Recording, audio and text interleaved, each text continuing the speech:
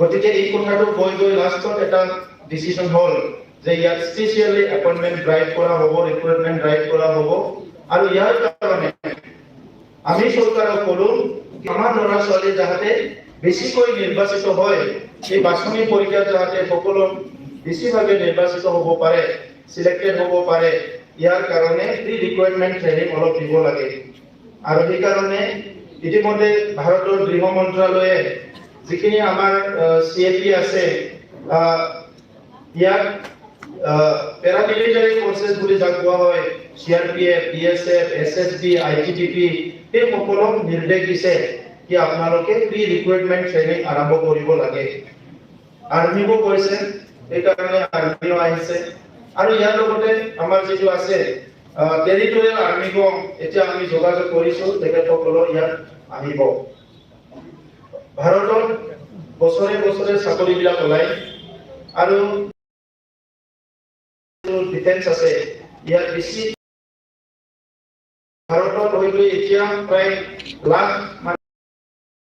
Post আছে। মই কেইদিনমান আগতে এক বছৰমান আগতে চাইছিলো, তেতিয়া দেখিছিলো প্ৰায় 78,000 পেৰামিলিটাৰী ফৰ্চেছত ভেকেন্ট পোষ্ট আছে। গতিকে বছৰে বছৰে এইটো ওলাই। আৰু আমাৰ নিচিনা অঞ্চলত য'ত আমাৰ ডক্টৰ ইঞ্জিনিয়াৰ পঢ়িবলৈ ইমান স্কোপ নাই, আমাৰ পৰিয়ালবিলাক বহুতৰে হায়াৰ এডুকেশ্যন ল'বৰ কাৰণে, উচ্চ শিক্ষা ল'বৰ কাৰণে ছাপোৰ্ট কৰিব নোৱাৰে, এনেকুৱা এটা অঞ্চলত বেছিভাগ আমাৰ যুৱকসকলে, যুৱ যুৱতীসকলে আমাৰ ডিফেন্সৰ তলত মানে স্কোপ এটা থাকে। তো সেইকাৰণে মই বহুত বছৰ আগৰ পৰা এই কথাটো ভাবি আছিলো, যেতিয়া মই ছাত্ৰ আছিলো, কি আমিও তেনেকুৱা চাকৰিৰ কাৰণে বহুত চিন্তা কৰিব লগা হৈছিলে। তেতিয়া ক'ত ক'ত চাকৰি বা এমপ্লয়মেণ্টৰ সুযোগ আছে,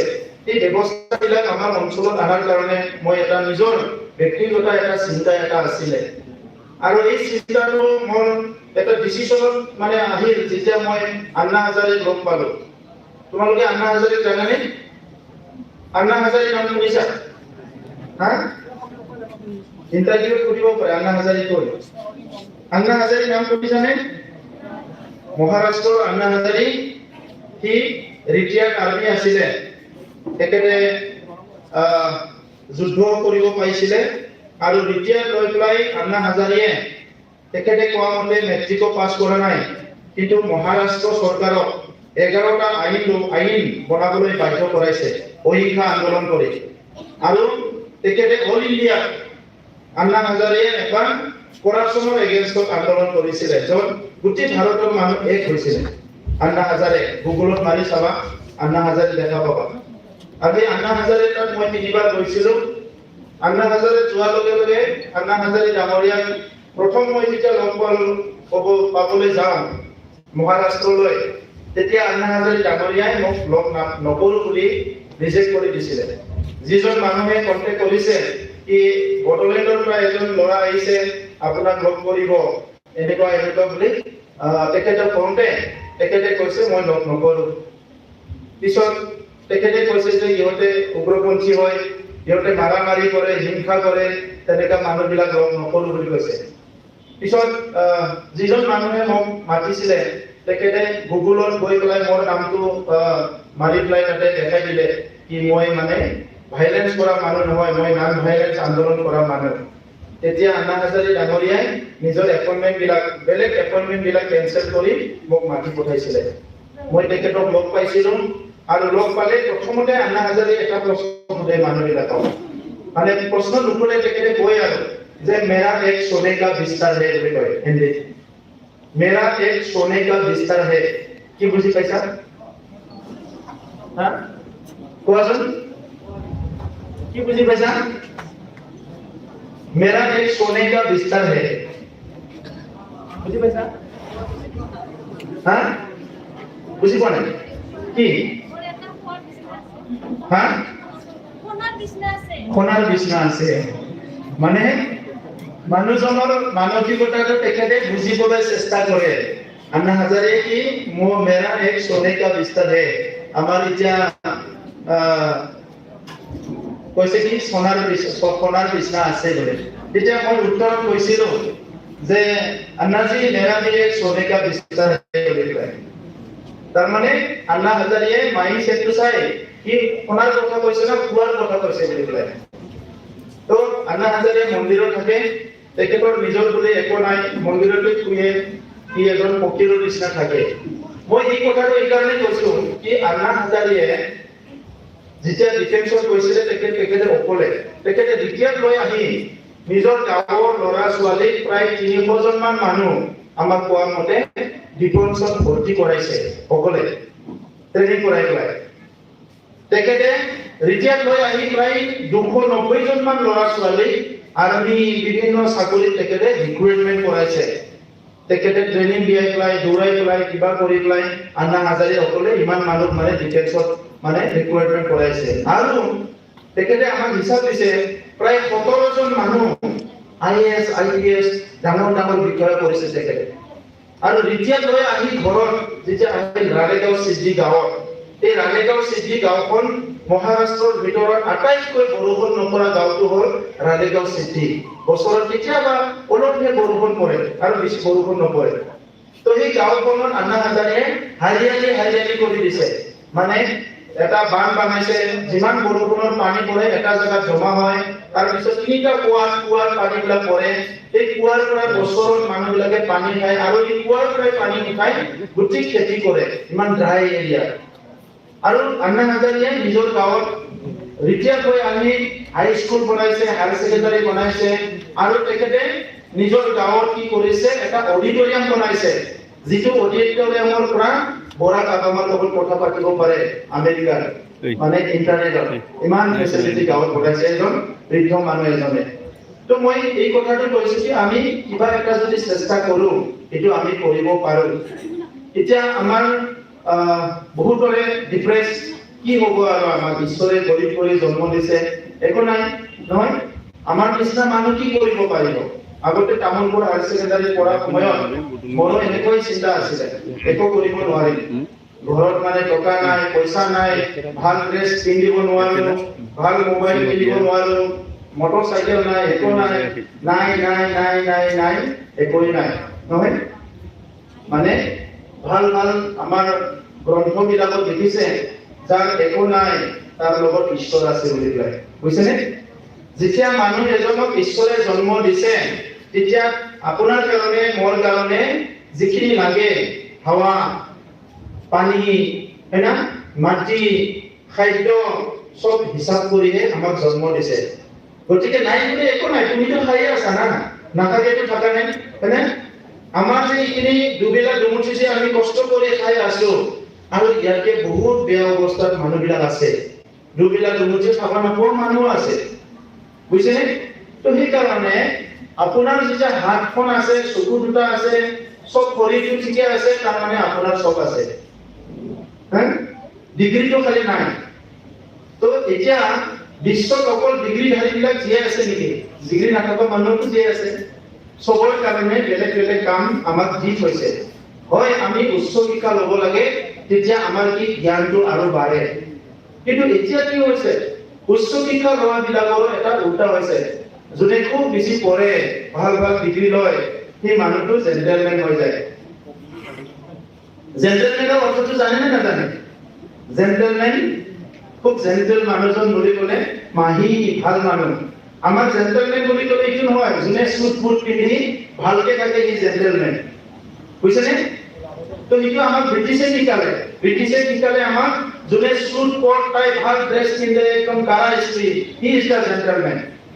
আৰু যোনে বেয়া ড্ৰেছ পিন্ধে কিন্তু তাৰ ক্যাৰেক্টাৰটো বহুত ভাল তথাপিতো হি ইজ নট জেন্টেলমেন তো এই যে আমাৰ এটা উল্টা এটা চিন্তা আহিছে যে ইয়াৰ পৰা আমি ওলাই আহিব লাগিব বুজিছেনে ওলাই আহিব লাগিব বিশ্বখন সবৰ কাৰণে যোনে কাম কৰে যোনে কষ্ট কৰে তাৰ কাৰণে বিশ্বখন নিজৰে হয় বিশ্বখন পৃথিৱীখন তাৰ কাৰণে নহয় যোনে কাম নকৰে বুজিছেনে যোনে কাম নকৰাকে কোনো খাব নোৱাৰে আমাক সৰুতে মা দেউতাবিলাক গাঁৱৰ বিলাকত কয় এই স্কুলত যাক ভালকে পঢ়া নহলে কাম কৰি খাব লাগিব হয়নে কয় না ভালকে পঢ়া নহলে কাম কৰি খাব লাগিব তাৰ মানে পঢ়িলে কাম কৰিব নালাগে নেকি পঢ়িলেতো কাম কৰিব লাগিব আজি লিখা পঢ়া মানুহবিলাক এই কাৰণে পকেটৰ হাত মানে ঘুমাই থাকিব মোবাইল টিপি থাকিব কিন্তু বেলেগ কাম নকৰে কাম নকৰিলে আপুনি ভিকাৰী হৈ যাব হয়নে কাম নকৰিলে কোনো খাব নাপায়, যোনে কাম কৰিহে খাব পায়। তো সেইকাৰণে আমি ৱাৰ্ক কালচাৰটো ৰাখিব লাগিব আৰু থেংকফুল ঈশ্বৰৰ ওচৰত মা দেউতাৰ ওচৰত আমি সদায় গ্ৰেটফুল আৰু থেংকফুল হ'ব লাগিব। মানে তেখেতসকলক আমি ধন্যবাদ দিব লাগে। আমাৰ মা দেউতা ঈশ্বৰৰ বহুত খং উঠে, এই মোক কিয় জন্ম দিলে ইমান ভিক্ষাৰী কৰি পেলাই, হয়নে?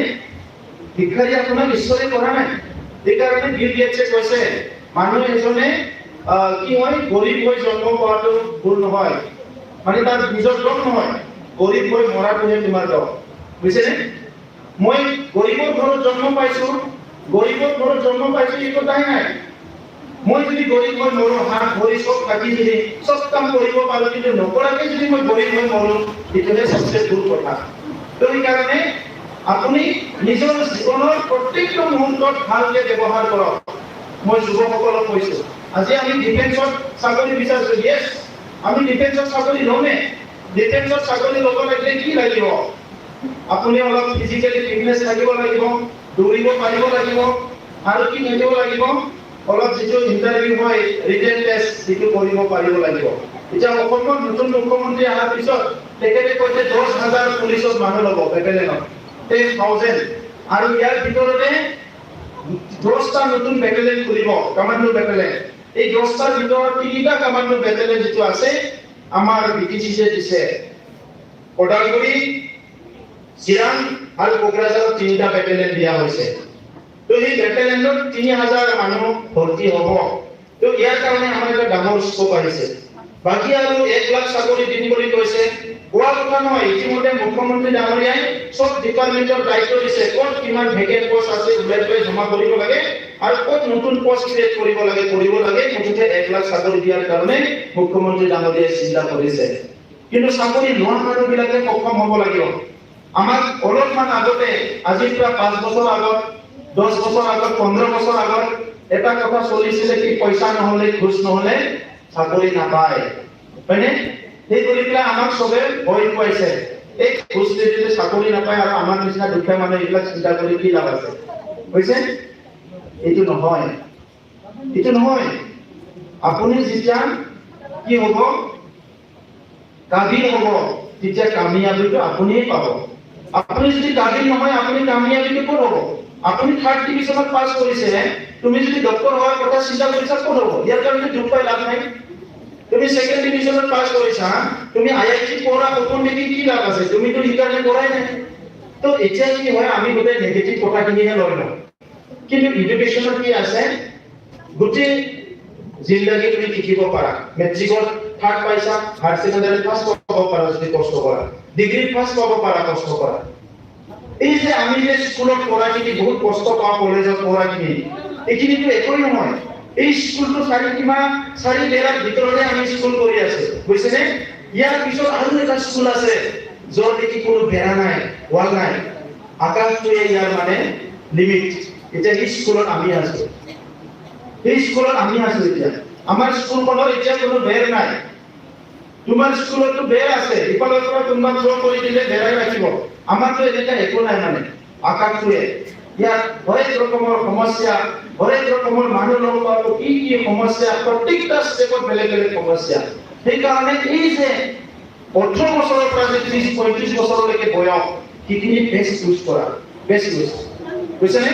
তো সেইকাৰণে মই বেছি দীঘলীয়া ক'ব বিচৰা নাই। এতিয়া আৰ্মিটো আমাৰ আগতে আৰ্মিত ছোৱালী নাছিলে, এতিয়া ছোৱালী লৈছে, পেৰামিলিটাৰীত চব ছোৱালীবিলাক লৈছে। এতিয়া আমাৰ ছোৱালীবিলাকৰ কাৰণে খুব ভাল স্কোপ আহিছে, ল'ৰাবিলাকৰ কাৰণেও খুব স্কোপ আছে। কিন্তু এতিয়া আমি অলপ কষ্ট কৰিব লাগিব। আমাৰ এতিয়া বৰ্তমান চিভিলাইজেশ্যনটো হ'ল ডিজিটেল চিভিলাইজেশ্যন। মোবাইলে আমাৰ সোসাইটিক মানে এতিয়া এনকাল কৰিছে, আৰু কৰোনা ভাইৰাছে কৈছে যে এতিয়া আমাৰ যিটো যুগ আহিছে এইটো কমপ্লিট অনলাইনৰ যুগ হৈ গ'ল, ডিজিটেলৰ যুগ হৈ গ'ল, হয়নে? কৰোনা ভাইৰাছে এইটো কৈ দিলে। মানে এতিয়া ক্লাছ হ'লে LP স্কুলৰ ল'ৰা ছোৱালী যোনে নেকি আজিৰ পৰা 3 বছৰ আগত জন্ম পাইছে, 4 বছৰত স্কুলত আহিছে, ইয়াৰ ফাৰ্ষ্ট স্কুলতে আৰম্ভ হৈছে অনলাইনত, হয়নে? আমাৰ নিচিনা কিতাপ পঢ়িব পোৱা নাই নেকি? কৰিব পৰা নাই, তাৰ জন্ম পাইছে ফাৰ্ষ্ট সি মোবাইলতে ক্লাছ কৰিব লগা হৈছে। তাৰ মানে যুগটো ডিজিটেল হৈছে নে হোৱা নাই? এইটো ডিজিটেল যুগ হৈছে। এইটো যদি তুমি নোৱাৰা, মই নোৱাৰো বুলি কয়, আমি ইয়াত ইলিটাৰেট হৈ যাম। BA পাস MA পাস হলেও যদি ইন্টাৰনেট নাজানা তেতিয়া আমি একো কৰিব নোৱাৰিম সেইকাৰণে মোবাইলটো ইন্টাৰনেটটো ভাল ইউজ কৰা কিন্তু বেয়া ইউজ কৰিব নালাগে আজি সোশ্যাল মিডিয়া কি বিভিন্ন কমেন্ট বিলাক আমি দি থাকো এটা মানে কি হয় আমি সদায় সমাজখন ভাল চকুৰে চাব লাগে সমাজখন বেয়া কৰাৰ মোৰ কোনো অধিকাৰ নাই আমাৰ এতিয়া কি হৈছে সোশ্যাল মিডিয়া সবে কথা ক'ব পাৰে কি কথা কৈ পেলাই unnecessary এটা সিচুৱেচন ক্ৰিয়েট কৰে কিন্তু সদায় ভাবিবা যে তুমি বেয়া কথা এটা কোৱা মানে দুজন মানুহৰ মনত বেয়া এটা প্ৰভাৱ পেলাব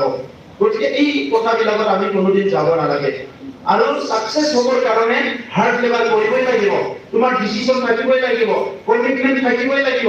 যি কাম কৰিব ওলাইছা এই কামত মিনিট সময় দিছা অথবা 24 আৱাৰ 24 ঘণ্টা তুমি যি কাম কৰিম বুলি ভাবিছা তাত মিনিট সময় দিছা ইটোৰ ওপৰতে দিলে হ'ব এজন সাইন্টিষ্টে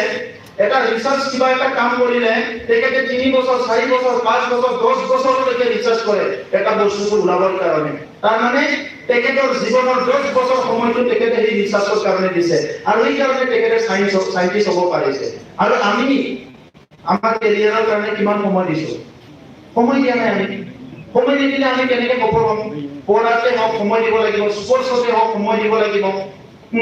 তেতিয়া আমি সফল হ'ম এতিয়া আমি ডিফেন্সত যিহেতু চাকৰি ল'ম বুলি ভাবিছো ইয়াৰ কাৰণে সময় দিব লাগিব ৰাতিপুৱাৰ পৰা গধূলি খোৱা মেলা যিখিনি টাইম আছে এইখিনি টাইমত সময় পালে আমি কিবা ইন্টাৰভিউ কিতাপ পঢ়িছো কিবা এটা চাইছো এইটো হ'ব লাগিব বুজিছেনে তো সেই কাৰণে অলপ যদি সকলো অলপ চেষ্টা কৰে আৰু মই অলপ আগতে কৈছিলো যে মোৰ এটা চিন্তা আছিলে কাৰণ মই দৰিদ্ৰ পৰিয়ালৰ ময়ো জন্ম পাইছো প্ৰায় 1.5 বছৰ 2 বছৰৰ কাৰণে মোৰ 4টা ঘৰৰ ভিতৰত 3টা ঘৰৰ ওপৰত প্লাষ্টিক লাগি গৈছিলে ছমাহলৈকে মিঠাতেল কিনি খাব পৰা নাছিলে তো চকুৰ আগত কোনোবা যদি গাহৰি কিলো লৈ যায় জিভাৰ পানী পৰি থাকিব লগা হৈছিলে তো এতিয়া এই কথাবিলাক মই উপলব্ধি কৰিব পাৰো কিন্তু কথাটো হৈছে কি আজি এই কথাবিলাক যদি মই নাই কৈ থাকিলে আজি মই আপোনালোকৰ আগত ভাষণ দিব নাপালো মই ফাইট কৰিছো ফাইট কাৰোৰ লগত কৰা নাই চ্যালেঞ্জ কৰিছো এই পৰিৱেশৰ লগত যেতিয়া পৰিৱেশটো সবচে বেয়া হয় এই পৰিৱেশৰ লগত যুদ্ধ কৰিছো বেয়াৰ পৰা বেয়া পৰিৱেশত যুদ্ধ কৰিছো গতিকে যদি ফাইট কৰে যদি চ্যালেঞ্জ কৰে যদি কষ্ট কৰে এই ফলটো আজি নহয় কালি পাবই পৃথিৱীত নৰক বুলি একো জাগা নাই স্বৰ্গ বুলি জাগা নাই তোমাৰ ঘৰখনে স্বৰ্গ তোমাৰ ঘৰখনে নৰক বুজিছেনে যদি তুমি ঘৰৰ মা দেউতা সকলোৰ লগত মিলি থাকিব পাৰা এইটোৱে তোমাৰ স্বৰ্গ এইটোৱে তোমাৰ সবচে সিকিউৰ জায়গা পৃথিৱীৰ সবচে সুৰক্ষিত জায়গা হৈছে যে নিজৰ ঘৰ আৰু তোমাৰ সবচে যদি ভাল কোনোবা বন্ধু বিশ্বাসী কোনোবা যদি ধৰিছা তোমাৰ মা দেউতা দাদা ভাই এইখিনি তোমাৰ নিজৰ মানুহ কিন্তু যেতিয়া দৰিদ্ৰ হয় আমাৰ নিজৰ মানুহবিলাক খং উঠে এই কাম নাই দাদাই মোক একো নিদিয়ে এই মা মোক একো দিয়া নাই দেউতা মোক একো দিয়া নাই এই নাই ক'ৰ পৰা দিব যিখিনি আছে দিছে তোমাক ইয়াৰ পৰা আমি যাব লাগিব বুজিছেনে ইয়াৰ পৰা আমি যাব লাগিব তো সেই কাৰণে মই আপোনালোকক অনুৰোধ কৰিছো এই যে 32টা চেণ্টাৰ আমি এতিয়া বগলেতে বনাইছো 32টা চেণ্টাৰটো পাৰ্মানেন্ট হ'ব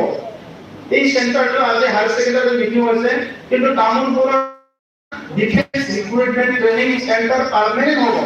ইয়াত যোনে তুমি আহি পেলাই ইয়াত ইনফৰমেশ্যন ল'ব পাৰিব তাত মানুহ থাকিব আমাৰ ৰিটায়াৰ্ড আৰ্মি আছে ৰিটায়াৰ্ড যিবিলাক ডিফেন্সৰ মানুহ আছে তেখেতসকলক তাতে আমি লৈ পেলাই কিছুমান কমিটি বনাইছো তাত আমাৰ ল'ৰা ছোৱালীবিলাকে আহি সময় তাতে চিনেমা চাব পাৰিব তাত এলচিডি লাগি থোৱা হ'ব চিনেমা মানে বেলেগ চিনেমা নহয় ডিফেন্স ৰিক্ৰুটমেন্টৰ ডিফেন্সৰ তোমাৰ যি লাগে যিটোৱে তাত আহি পেলাই তুমি ইনফৰমেশ্যন বিলাক ল'ব পাৰিবা তাত আহি ক্লাছ কৰিব পাৰিবা সপ্তাহত কমচে কম 2 দিন ক্লাছ হ'বই তুমি খালি আহিব লাগিব ক্লাছটো ল'ব লাগিব এইখিনি কৰাৰ কাৰণে এটা ডিফেন্সৰ পাৰ্ট বেলেগ এটা পাৰ্ট ইউথ ইনফৰমেশ্যন চেণ্টাৰ এটা বনোৱা হ'ব তাত আহি যিবিলাক ডিফেন্সত নাযায় কোনোবা কিবা কৰি খাব বিচাৰিছে কোনোবা কিবা কৰিব বিচাৰিছে এই কামবিলাক শিকিবৰ কাৰণে আমি ইনফৰমেশ্যন চেণ্টাৰ আৰু স্কিল চেণ্টাৰ বনাবলৈ গৈ আছো 100% সলিউশন যাহাতে পায় সব মানুহৰ ক্যাৰেক্টাৰ কেপাসিটি একো নহয় পৃথিৱীৰ মানুহৰ মুখবিলাক যেনেকৈ নিমিলে আমাৰ তলৰ ভিতৰৰ স্বভাৱ আৰু কেপাসিটি সবৰ বেলেগ কিন্তু সবৰ কাৰণে পৃথিৱীত কাম আছে কোনোবা চাকৰি পোৱা নাই ইয়াৰ কাৰণে নাৰাজ হ'ব নালাগে মইতো চাকৰিৰ বিৰুদ্ধে মানুহ মই চাকৰি ভিতৰতে চাকৰিটো বহুত কষ্ট পাওঁ মই এটা জায়গাতে 30 বছৰ যাব লাগে এটা কামতে 30 বছৰ কৰিব লাগে খুব কষ্ট পাওঁ মই ভাবিলে এতিয়া আমি ফ্ৰী যি ইচ্ছা তাকে কৰিব পাৰোঁ তো সেইকাৰণে যিবিলাকৰ চাকৰি নহয় কিন্তু সাপোজ এবাৰ দুবাৰ তিনিবাৰ চাৰিবাৰ এটেন্ড কৰিলে চাকৰি নহয় কি আৰু বহি থাকিব নালাগে বেলেগ কাম আৰম্ভ কৰি দিয়ক আপোনাক জীয়াই থকাৰ কাৰণে ৰিসোৰ্সে লাগে টকা পইচা অলপ ৰিসোৰ্স লাগে যদি ভাল মানে তুমি মানে মুৰ্গী পুহিব পাৰা আজি মুৰ্গীৰ দাম বাঢ়ি আছে কিবা মাছ পুহিব পাৰা মাছৰ দাম বাঢ়ি আছে আজি বেলেগ মাছ বাদ দিয়ক ৰৌ কমলকাট পুহিব নালাগে পুঠি মাছ পোৱাজন পুঠি মাছৰ কিলো 400 আমি এতিয়া 10টা পুখুৰী বনাব বিচাৰিছো দেখিছে এইটো অকল মোৱা মাছ পুঠি মাছ শিঙি মাছ মাগুৰ মাছ কুচিয়া এইবিলাক পুহিবৰ কাৰণে কাৰণ এইবিলাক খাইও ভাল লাগে আৰু এতিয়া এটা বিলুপ্ত হ'বলৈ গৈ আছে অলপ ইনোভেটিভ ব্ৰেইনটো ইউজ কৰা মানুহক কি লাগে মানুহে কি বিচাৰিছে মই কৈছো কোনোবা যদি চাহ দোকান দিয়া মই 100খন চাহ দোকানত ট্ৰেনিং কৰি আছো মানে নন ভাইলেন্স মানে টি ষ্টল মোৰ চাহ দোকানত কোনো কাৰ্য কৰিব নোৱাৰিব বেষ্ট চাহ দোকান ডিজাইন কৰি দিম সবজন এটা কেনপি বনাই দিম চাহ দোকান দিব পাৰিব যদি চাহ দোকান দিয়ে বুজিছেনে দিল্লীত মই দেখিলো দিল্লী ইউনিভাৰ্চিটিত পঢ়িবলৈ নেপালী ল'ৰাবিলাক আহে নেপালৰ পৰা কৰবা পৰা তেখেতসকলে ম'ম দোকান দিয়ে দিল্লীত মই এই আন্দোলনৰ সময়ত দিল্লী যাওঁ থাকো কেতিয়াবা 1 সপ্তাহ 15 দিন থাকিব লগা হয় মই এইবিলাক মানুহৰ লগত কথা পাতো যে ক'ৰ পৰা আহিছা কি কৰিছা তাত প্ৰত্যেক দিনা দোকানীটো চেঞ্জ হৈ থাকে ম'ম দোকানীটো তো মই সুধিছো যে কালি দোকানীটো বেলেগ আছে আজি দোকানীটো বেলেগ দোকানটো আৰম্ভ হয় 3টা বজাত দোকানটো বন্ধ হয় 7টা বজাত 3টাৰ পৰা 7টালৈ দোকান তো তেখেতে ক'লে যে নহয় ই আজি অহা নাই আজি মোৰ দায়িত্ব তাৰমানে 7টাৰ পৰা 3টাৰ পৰা 7টালৈ 8টা বজালৈ ম'ম বিক্ৰী কৰি এজন ল'ৰাই 2500 পৰা 3000 টকা পায় আৰু তাৰ সেভিং হয় 1000 টকা 2000 টকা খৰচ যায় ম'মৰ লগত কণী বিক্ৰী কৰে আৰু ই কোনো নহয় সি ডাইৰেক্ট ইউনিভাৰ্চিটি ষ্টুডেণ্ট সি আজি 1000 পাই গ'ল কালি আজি দোকানত নাহে আৰু বেলেগ এজন ষ্টুডেণ্ট আহে সি আৰু নেক্সট দিনা 1000 লৈ যাব আৰু সি দিনা নাহে আৰু থাৰ্ড ডে দিনা সি আহিব আকৌ এনেকৈ সিহঁতে ৰটেশ্যন কৰি ম'মৰ দোকানখন চলাই থাকে মই ভাবিলো এক সপ্তাহ দোকানী সদায় চেঞ্জ হৈ কি কথা চাওক কেনেকৈ মাইণ্ড এপ্লাই কৰিছে আমাৰ একদম ইজ্জতে গুচি যায় মানে কিবা কাম কৰিব লাগে বুজিছেনে ডিগ্নিটি অফ লেবাৰটো আমি বুজি পাব লাগিব সকলোকে ধন্যবাদ জনাইছো আজি এইটোৱে শেষ নহয় এইটো আৰম্ভহে জীৱন যুদ্ধটো সদায় ইজিলি নলবা কিন্তু কঠিনে হয় আৰু নাৰ্ভাছ নহবা ফ্ৰাষ্ট্ৰেটেড নহবা যোনে নাৰ্ভাছ ফ্ৰাষ্ট্ৰেটেড ইয়াৰ কাৰণে দুনিয়া নহয় দুনিয়াটো সাহসী মানুহৰ কাৰণে বুজিছেনে ভাল মানুহৰ কাৰণে ভাল কাম কৰা মানুহৰ কাৰণে বিশ্বত মানুহক কোনে সন্মান কৰে কোনটো মানুহক সন্মান কৰে যি মানুহে ভাল কাম কৰিছে মহাত্মা গান্ধী হয়নে ডাঙৰ ডাঙৰ মানুহবিলাকক সন্মান কৰে যোনে চুৰ কৰিছে ডকাইত কৰিছে বেয়া কাম কৰিছে ড্ৰাগছ খাইছে এইবিলাক মানুহক কোনো সন্মান নকৰে আৰু মানৱ জীৱনটো এবাৰে পাইছে যেতিয়া বেষ্ট ইউজ কৰা হয়নে বাকি আমি আছো সদায় সহায় কৰিবলৈ আছো তো যি পাৰো আমি সহায় কৰি যাম সকলোৰে ভৱিষ্যত মংগল হওক উজ্জ্বল হওক আৰু অহা সেপ্টেম্বৰৰ কোনোবা তাৰিখৰ পৰা ৰিক্ৰুটমেণ্টটো আৰম্ভ হ'ব তো সেইকাৰণে সবে যাতে অলপ প্ৰেক্টিছ কৰে আৰু অনলাইন এইবিলাক হৈ আছে কিছুমান কি কৰা অনলাইন মানে সেইটো আমি এপ্লাই কৰিব লাগে এইবিলাক অলপ শিকি ল'বা সময়খিনি ভাল ইউজ কৰিবা মানে বেয়া মানুহ হ'ব আমাক মানে নালাগে সবে ভাল মানুহ হ'ব লাগে পৃথিৱীখনত যদি সবে ভাল মানুহ হৈ যায় এই পৃথিৱীখন মানে স্বৰ্গ হৈ যাব বুজিছেনে এটা বেয়া সময় গ'ল আমাৰ বহুতে বন্দুক ল'লে কিবা ল'লে বহুত কিবা কিবি